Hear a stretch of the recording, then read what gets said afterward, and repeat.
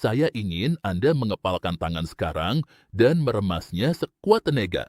Genggaman tangan Anda ini akan memberitahu tentang jantung Anda lebih dari tekanan darah itu sendiri. Jadi, dalam 5 menit ke depan, saya akan menunjukkan 7 hal pada tangan Anda yang memberi indikasi tentang apa yang terjadi di dalam sistem kardiovaskular Anda. Yang perlu Anda ketahui adalah antara 45 hingga 50% serangan jantung bersifat sangat senyap dan tidak memberikan gejala apapun sebelum terjadi. Bahkan jika tekanan darah Anda tinggi dan kolesterol normal, Anda bisa terkena serangan jantung. Dan bahkan tanpa nyeri dada, serangan jantung bisa aja terjadi. Hal pertama yang akan kita bahas adalah nomor 1, tes genggaman. Oke. Hal itu diterbitkan dalam jurnal The Lancet pada tahun 2015 dan mereka menemukan bahwa setiap 5 kilogram, yaitu 11 pon, kekuatan genggaman yang hilang seiring waktu meningkatkan risiko kematian akibat serangan jantung sebesar 17%. Dan itu bukan hanya dalam satu penelitian aja, melainkan dalam beberapa penelitian. Jadi, kekuatan genggaman lebih unggul daripada tekanan darah dalam memprediksi siapa yang mungkin meninggal karena penyakit jantung. Kapan terakhir kali dokter meminta Anda melakukan tes kekuatan genggaman?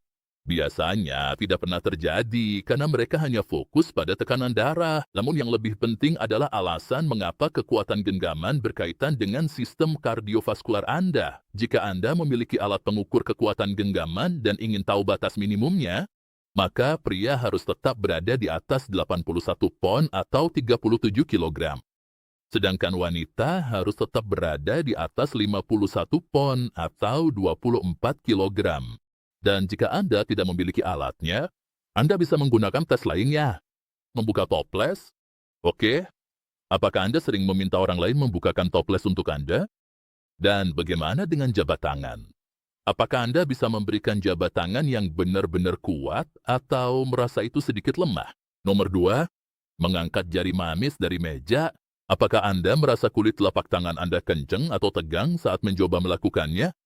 Ini sebenarnya bukan masalah tangan, melainkan tanda peringatan kecil dari telapak tangan. Mereka telah meninjau lebih dari 32 penelitian dan menemukan bahwa penderita kondisi ini 3 kali lebih berisiko terkena diabetes dan hampir 3 kali lipat terkena penyakit hati yang serius. Hal ini didukung oleh penelitian selama 23 tahun terhadap lebih dari 30.000 orang. Penyebabnya adalah gula darah tinggi yang berkepanjangan membuat kelebihan gula menempel pada protein tubuh dan merusaknya. Proses yang sama ini juga berkaitan dengan apa yang terjadi di jantung. Oleh karena itu, jika jari manis tidak bisa berbaring rata sepenuhnya, maka sebaiknya periksa gula darah dan jantung juga. Jika lingkungan internal Anda terganggu, semuanya akan menderita. Ini seperti akuarium. Jika airnya tercemar, ikan-ikannya akan sakit. Anda bisa memberinya makanan terbaik dan mengobati setiap gejala, tapi jika airnya tetap beracun, tidak ada yang akan pulih. Tubuh bekerja dengan 10 sinyal seperti insulin, kortisol, peradangan, kualitas tidur, dan fungsi usus, dan masing-masing mempengaruhi perasaan Anda. Tapi selalu ada satu sinyal yang lebih rusak daripada yang lain, dan sebelum Anda memperbaikinya, hal lainnya akan tetap terhambat. Saya telah membuat kuis gratis berdurasi 2 menit yang akan menemukannya untuk Anda dan memberitahu sinyal utama mana yang menghambat tubuh Anda saat ini. Klik tautan di deskripsi, ikuti kuisnya, dan berhentilah menebak-nebak. Nomor 3, kuku tabu. Pada jari yang normal, ada sudut yang jelas antara kuku dan kulit. Tapi saat terjadi penabuhan, sudut itu berubah dan ujungnya tampak seperti kepala stick drum. Ini sedikit rumit, tapi beberapa zat tidak disaring oleh paru-paru, sehingga menyelinap ke pembuluh darah kecil yang mencapai ujung jari karena itu adalah bagian paling ujung di tubuh Anda. Dan mereka telah mengaitkan 75% kasus kuku tabu dengan paru-paru, dan itu juga bisa berasal dari jantung secara tidak langsung. Tapi 10 hingga 15% bisa berasal langsung dari jantung. Jadi, jika Anda menyadari hal itu dalam 6 bulan terakhir, sebaiknya segera diperiksakan. Baiklah. Nomor 4 adalah kuku putih. Biasanya dasar kuku seharusnya berwarna merah muda. Dan saat jantung tidak bekerja dengan baik, kuku bisa menjadi putih atau keruh.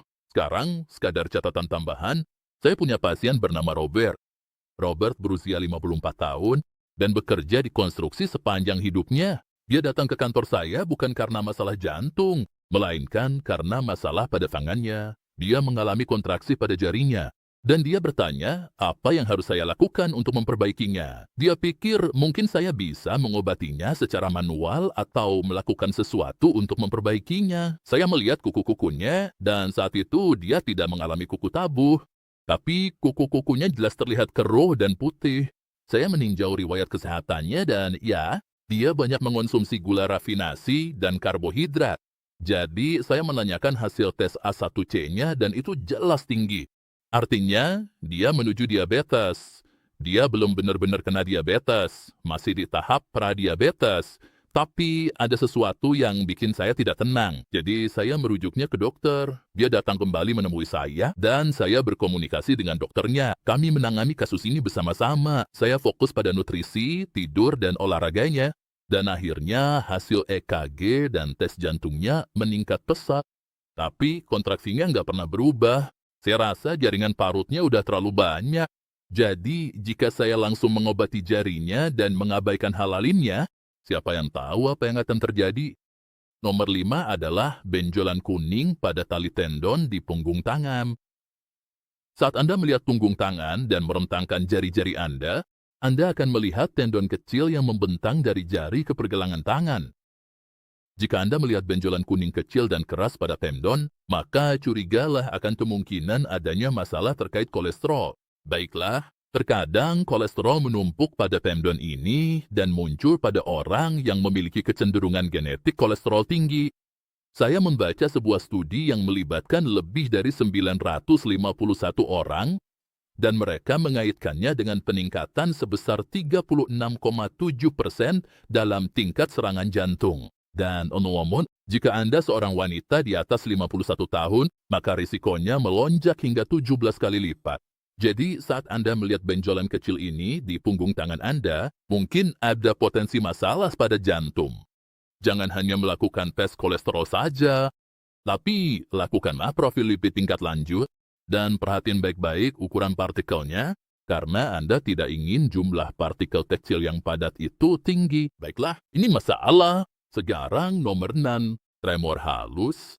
Jika muncul getaran cepat yang kecil, bukan guncangan yang jelas, melainkan tremor halus dan cepat di kedua tangan sekaligus, maka mungkin ada potensi masalah.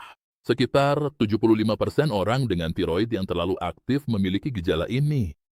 Tremor tiroid ini disertai dengan tangan yang hangat dan sedikit lembab di saat yang bersamaan. Dan sederhananya, jika Anda mengalami tremor di kedua tangan, maka periksa aja tiroid Anda untuk memastikannya. Karena terkadang sulit untuk membedakannya. Itulah sebabnya banyak orang bertanya suplemen apa yang saya rekomendasikan. Sekarang tentu aja saya tidak memihak pada lini suplemen berkualitas tinggi milik saya sendiri. Tapi jika Anda pergi ke Amazon dan mengetik dokter bersuplements, Anda akan menemukan informasi lebih lanjut. Sekarang nomor 7, tangan dingin. Saya tahu banyak orang bilang jika tangan Anda dingin itu berarti sirkulasi darah buruk. Belum tentu.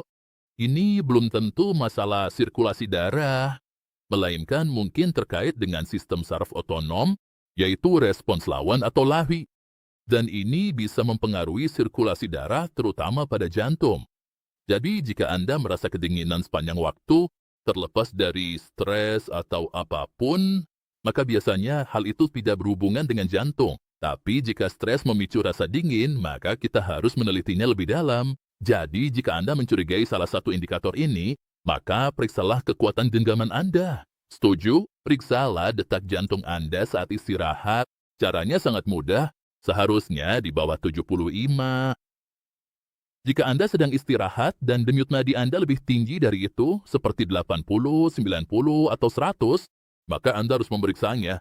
Tes penting lainnya adalah gula darah A1C. Ini adalah rata-rata gula darah selama 3 bulan. Dan ini juga memberitahu Anda apa yang terjadi pada sistem kardiovaskuler. Dan saya sangat menyarankan juga untuk melakukan tes insulin puasa.